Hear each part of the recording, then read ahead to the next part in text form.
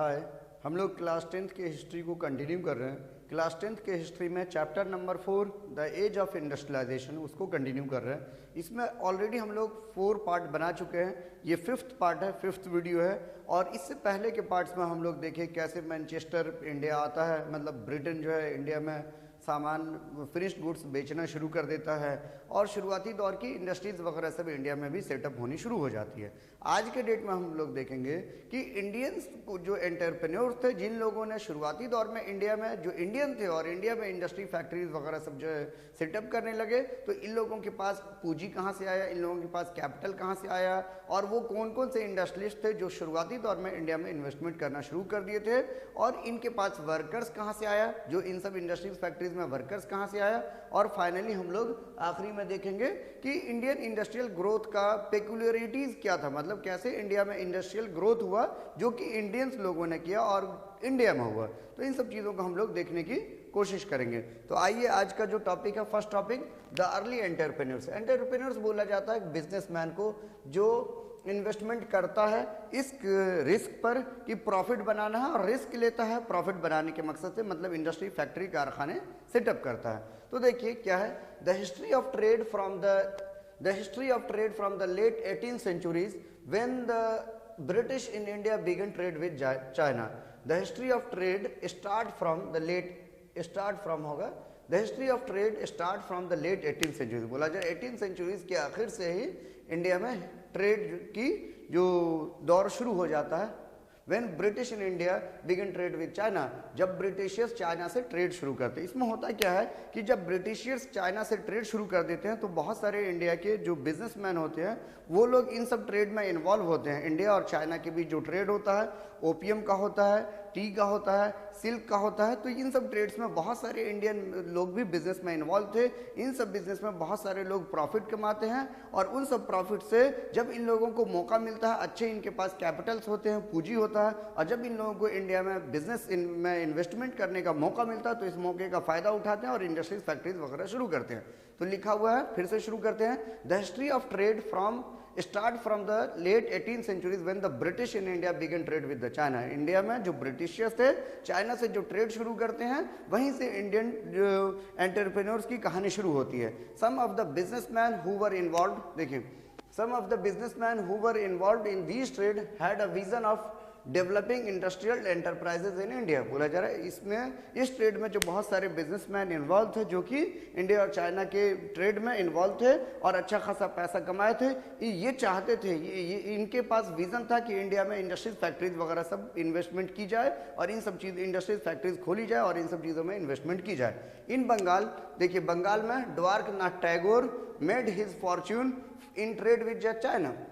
बंगाल के द्वारकानाथ टैगोर थे, वो बड़े बिजनेसमैन थे, ये अच्छा खासा प्रॉफिट बनाए थे और ये जो है ना अच्छा खासा प्रॉफिट चाइना की ट्रेड से बनाए हुए थे और इन्वेस्टमेंट करते हैं। इन बॉम्बे पारसीज लाइक, बोला जा रहा बॉम्बे में जो पारसी कम्युनिटीज़ के थे, Dinshaw Chetty and Indian Jamsetji Tata built a huge industrial empire in India. बोला जा रहा है कि ये लोग बॉम्बे में जो दिनशा चेट्टी थे और जमशेदजी टाटा थे, उन लोगों ने इंडिया में बहुत बड़ा इंडस्ट्रियल एम्पायर खड़ा करने का कोशिश किया। ठीक है, तो इन लोगों ने भी इन्वेस्टमेंट किया। तो शुरुआती बिजनेसमैन का अगर आपको डिस्कशन करने आता है तो द्वारकानाथ टैगोर का नाम लेना है जो कि कल बंगाल के थे। बॉम्बे से कौन थे? दिनशा जी चेट्टी थे और जमशेदजी टाटा थे जो कि इंडिया में बड़ा इंडस्ट्रियल एंटरप्राइज, मतलब जो फैक्ट्रियाँ और जो इंडस्ट्रीज वगैरह सेटअप करने की कोशिश करते हैं। नेक्स्ट नाम है सेठ हुकुमचंद थे। अब मरवाड़ी, एक मरवाड़ी बिजनेसमैन थे, set up first jute mill in Calcutta in 1970s। ठीक है, मतलब इंडियंस जो फर्स्ट इंडियन जो कि कलकत्ता में जूट मिल सेटअप करते हैं वो 1970s में वो सेठ हुकुमचंद थे जो कि ऑलरेडी एक बिजनेसमैन थे और इंडिया में पहली जूट मिल शुरू करते हैं जो कि कोई इंडियंस होते। अगर आप देखिएगा जूट मिल तो काफ़ी पहले 19th centuries में ही शुरू हो चुकी थी, लेकिन ये इंडियंस होते हैं जो कि जूट की इंडस्ट्रीज या मिल्स जो है वो सेटअप करते हैं। आगे देखिए, the opportunities of the investment in industries opened up and many of them set up factories. बोला जा रहा है कि जब इन लोगों को मौका मिला इंडिया में इंडस्ट्रीज फैक्ट्रीज खोलने का, तो इस मौके का ये लोग फायदा उठाए और इंडस्ट्रीज फैक्ट्रीज में इंडिया में इन्वेस्टमेंट किए। But due to the colonial powers, लेकिन अंग्रेजी हुकूमत की वजह से Indian were barred from trading with the Europe, मतलब कोई इंडियंस यूरोप के साथ ट्रेड नहीं कर सकते थे इन मैन्युफैक्चर्ड गुड्स, मतलब यहाँ से सामान मैन्युफैक्चर करके यूरोप नहीं भेज सकते थे।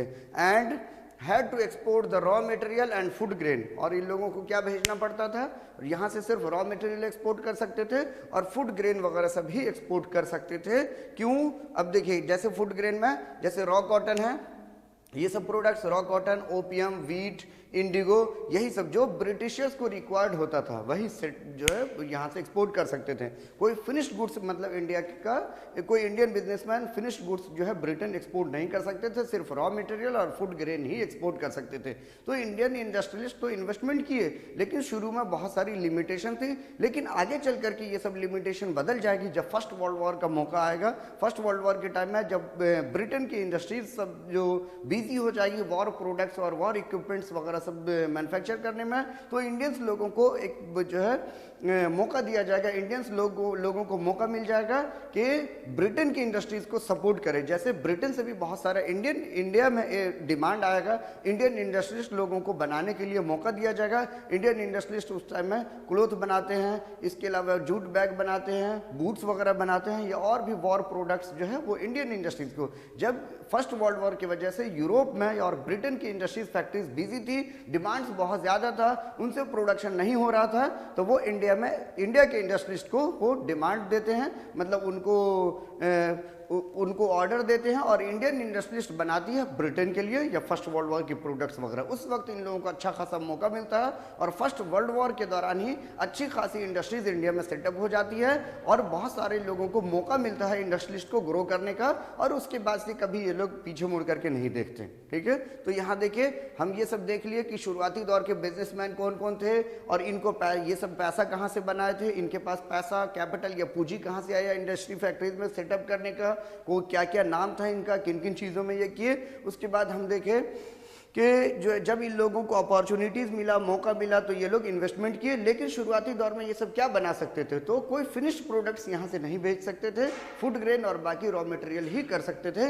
लेकिन इन लोगों की किस्मत बदली फर्स्ट वर्ल्ड वॉर के टाइम में, और जब ब्रिटेन में वॉर की इंडस्ट्रीज जो है वो बिजी थी, उनके पास बहुत ज़्यादा डिमांड था, तो इंडिया में भी वो लोग ऑर्डर देते हैं और इंडियन इंडस्ट्रीज फैक्ट्रीज उन सब जो है वो प्रोडक्शन को सप्लाई करती है और डिमांड्स को सप्लाई करती है। आगे देखिए इस तरफ जो हमारा नेक्स्ट टॉपिक है कि इंडिया में शुरुआती दौर के इंडस्ट्रीज फैक्ट्री जो सेटअप हुए, और हम आप लोगों को बता देते हैं कि इससे टॉपिक पूछा जा सकता है कि अर्ली जो है शुरुआती दौर के बिजनेसमैन लोगों के पास कहाँ से इन्वेस्टमेंट आया और जो है जो पूंजी कैपिटल्स कहाँ से आया, और ये लोग जो है जो किन किन चीज़ों की प्रोडक्शन करते थे और क्या क्या लिमिटेशन थी। ये भी आपको क्वेश्चन आता है कि जो है where did the workers come from, जो इंडिया में इंडस्ट्रीज फैक्ट्री सब बैठने शुरू हो गए तो यहाँ पर वर्कर्स कहाँ से आए और वर्कर्स को कौन रिक्रूट करता था, कौन मैनेज करता था, और वर्कर्स की क्या कंडीशंस थी, इन सब चीज़ों के बारे में।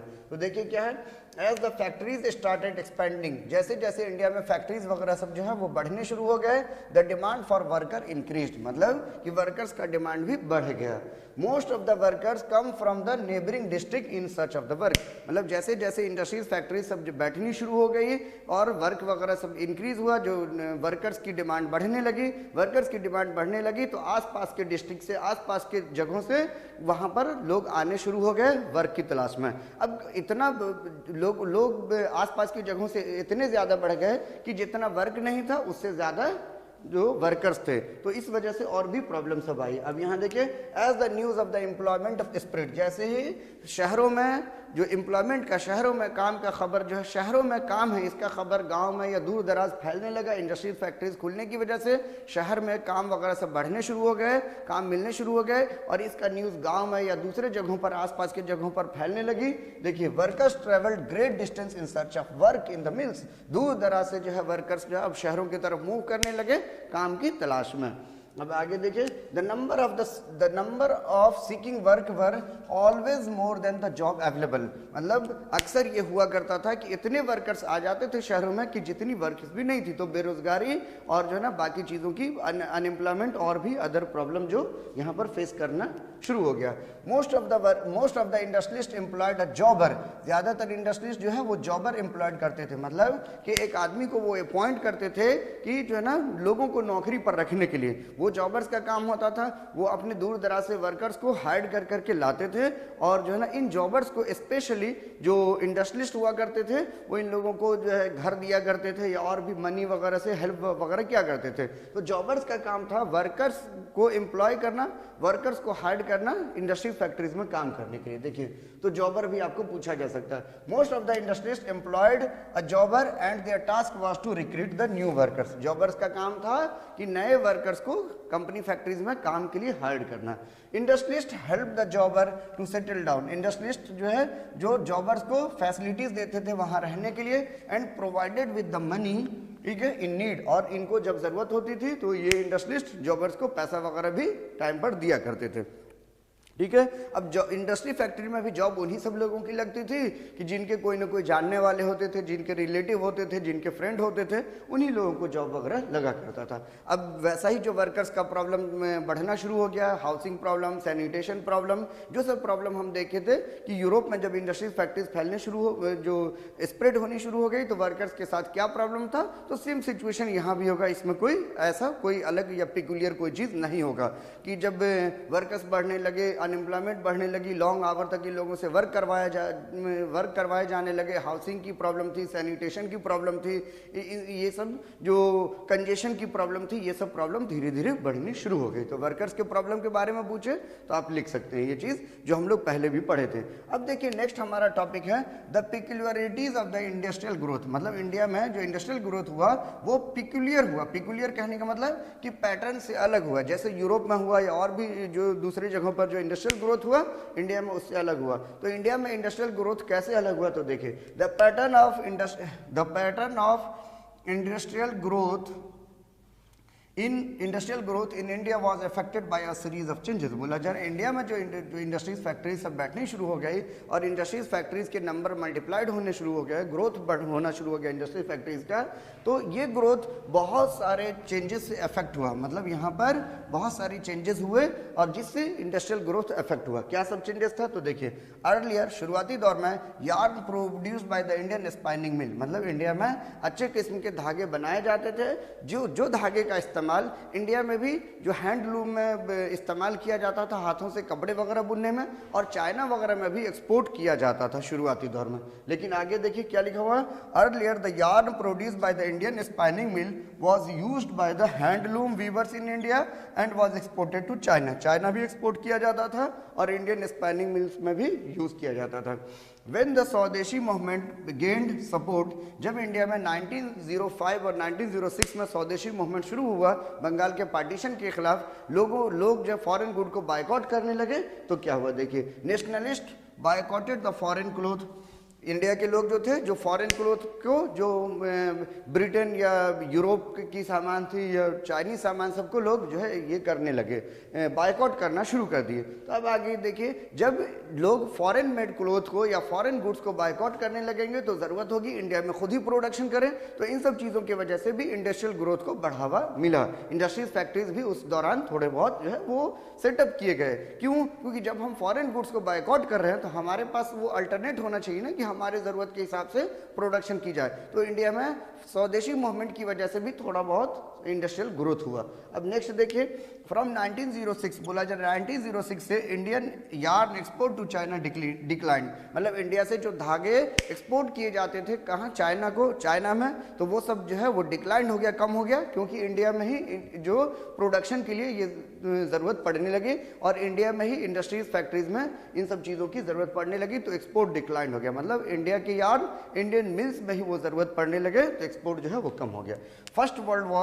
First world war completely change the whole scenario. और फर्स्ट वर्ल्ड वॉर की वजह से और हालात और भी बदल गया, सिचुएशन और भी बदला। And Indian mill took the advantage of this situation. और इंडिया की जो इंडस्ट्रीज फैक्ट्रीज थी, जो इंडस्ट्रीज लोग थे, फर्स्ट वर्ल्ड वॉर का पूरा फायदा उठाया। फर्स्ट वर्ल्ड वॉर की वजह से जो सिचुएशन सामने आया उसका पूरा फायदा उठाया। क्या फायदा उठाया, they had a vast market to supply war needs. बोला जा रहा है इन लोगों के पास बहुत ज़्यादा डिमांड था, ठीक है, किस चीज़ों के लिए, फर्स्ट वर्ल्ड वॉर के लिए जो चीज़ों की ज़रूरत थी उसको बनाने का। क्यों? क्योंकि शुरुआती दौर में ब्रिटेन में कपड़े वगैरह या ब्रिटेन में गुड्स बनते थे और ब्रिटेन मेड गुड्स या यूरोप की सामान इंडियन मार्केट में, यूरोप की मैन्युफैक्चर्ड सामान इंडियन मार्केट में फ्लड हुआ रहता था, भरा पड़ा रहता था। लेकिन जब वॉर शुरू हो गया तो ब्रिटेन की इंडस्ट्रीज फैक्ट्रीज, यूरोप की इंडस्ट्रीज फैक्ट्रीज वॉर मटेरियल बनाने शुरू कर दी और उनके पास इतना डिमांड था वॉर मटेरियल या वॉर इक्विपमेंट्स कि वहां की इंडस्ट्रीज फैक्ट्रीज उस डिमांड को पूरा नहीं कर पा रही थी। तो एक्सेस डिमांड की वजह से वो सब डिमांड्स इंडिया में ऑर्डर दिया गया और इंडियन इंडस्ट्रिस्ट और जो कैपिटलिस्ट थे वो इन सब चीज़ों का फायदा उठाए और वॉर की नीड का प्रोडक्शन करना शुरू किए। तो क्या सब प्रोडक्शन करते थे? जूट बैग्स बनाते थे, क्लोथ बनाते थे, आर्मी के यूनिफॉर्म के लिए टेंट बनाते थे, ठीक है, जो आर्मी के रहने के लिए लेदर के बूट्स बनाए जाते थे and host of other items, मतलब और भी बहुत सारी चीज़ें जो वॉर नीड की सामान सब इंडिया में बनाए जाते थे।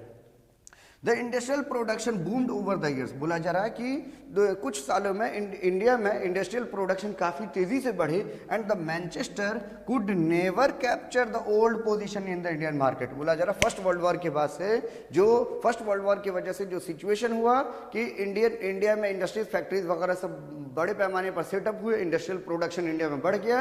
तो मैनचेस्टर जो ब्रिटेन की बनी हुई सामान इंडिया में बेची जाती थी पहले, वो ब्रिटेन का वो डोमिनेंस इंडियन मार्केट में दोबारा बरकरार नहीं हो पाया, दोबारा रीएस्टेब्लिश नहीं हो पाया। तो आज के लिए इतना ही काफ़ी है। नेक्स्ट वीडियो में हम लोग इस चैप्टर को कंप्लीट कर देंगे। तब तक के लिए आप बने रहिए और हमारे वीडियो से आपको फायदा हो रहा है तो आप अपने दोस्तों को भी शेयर कीजिए, लाइक कीजिए, सब्सक्राइब कीजिए। Thank you.